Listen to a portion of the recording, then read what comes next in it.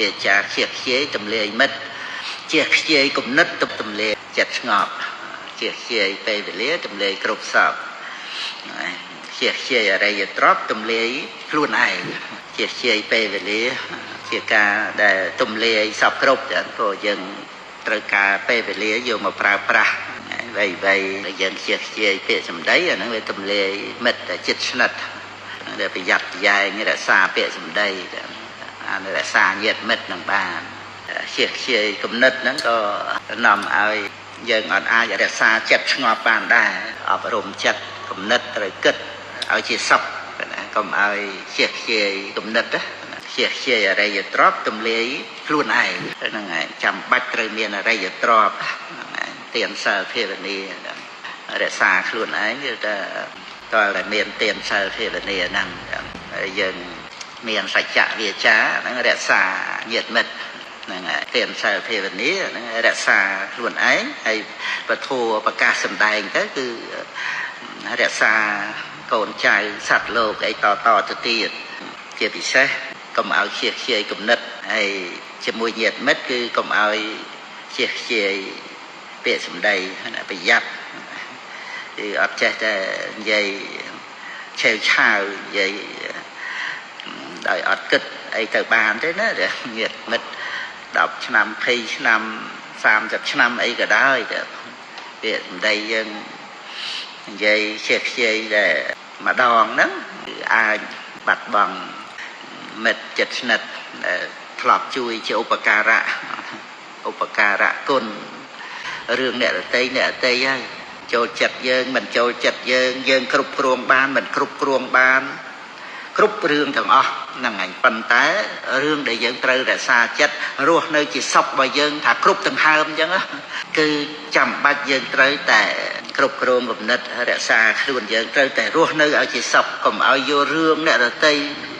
គឺណារឿងអីហ្នឹងមកធ្វើឲ្យយើងរស់នៅមិនសុខខ្លួនយើងទោះយើងច្រឡំគិតថាយើងប្រកែយើងឆ្លាតយើងហ៊ានខឹងស្អប់អីក៏ដោយទីបំផុតគឺយើងល្ងង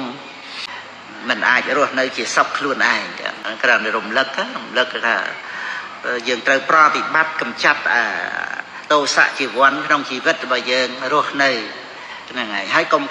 ភ័យខ្លាចថាយើងមិនបានខឹងស្អប់អ្នកដទៃអីហ្នឹងយើងអត់បានទៅឆ្លោះអីចឹងយើងអត់បានធ្វើប្រយោជន៍មិនមែនទេណាកុំឲ្យច្រឡំទេប្រយោជន៍ទៅចេញអំពីចិត្តដែលយើងស្ងប់ទៅវានាំឲ្យយើងមានបញ្ញាតែចិត្តស្ងប់បានមានបញ្ញាយល់ដឹងហេតុផលធ្វើអីបានប្រយោជន៍ដល់ខ្លួនឯងហើយដល់អ្នកដទៃទៀតហ្នឹងហើយប្រយោជន៍សុខសន្តិភាពទៀតហ្នឹងហើយតើស្ងប់ក្នុងចិត្តយើងណាកុំឲ្យរឿងរ៉ាវខាងក្រៅហ្នឹងញុះញង់ហ្នឹងយើងត្រូវតែមានស្មារតីព្រោះអត់មានអ្នកដទៃណាមកសងយើងទេកាលណាបើយើងអត់មានទីពឹងខ្លួនឯងហើយនោះហ្នឹងហើយយើងខ្ជិះខ្ជាយខ្លួនឯងហើយគឺអត់មានអ្នកណាមកសងយើងទេកុំសង្ឃឹមកុំច្រឡំវង្វេងថាយើងនឹងកាច់កិនអីពីអ្នកតីមានអីបានអីអត់ទេដូច្នេះចាំបាច់គឺត្រូវតែមានស្មារតី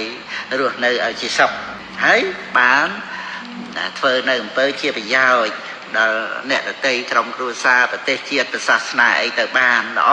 ទាំងភរិយាស្វាមីកូនប្រុសស្រីអីក៏ដោយរឿងអ្នកដទៃចាំបាច់យើងត្រូវតែរក្សាចិត្តរបស់យើងហ្នឹងហើយកុំយករឿងអ្នកដទៃមកបំផ្លាញមកទម្លាយខ្លួនឯងអញ្ចឹងបានត្រូវនិយាយថាប្រយ័ត្នយ៉ាងម៉េចថានៅម្នាក់ឯងប្រយ័ត្នគំនិតនៅជាមួយញាតិមិត្តប្រយ័ត្នសម្ដីហ្នឹងហើយទៅប្រយ័ត្ននៅម្នាក់ឯងវាច្រើនតែគិតទៅនេះទៅដោះណានៃចឹងទៅហ្នឹងហើយប្រយ័ត្នគំនិតហ្នឹងហ្នឹងហើយគំនិតហ្នឹងទម្លាយខ្លួនឯងតែកើតទុកសុខចិត្តធ្វើឲ្យមានការគិតខុសអីផ្សេងអីចឹងទៅហ្នឹងទៅប្រយ័ត្នគំនិតនៅជាមួយញាតិមិត្តឲ្យប្រយ័ត្នសម្ដី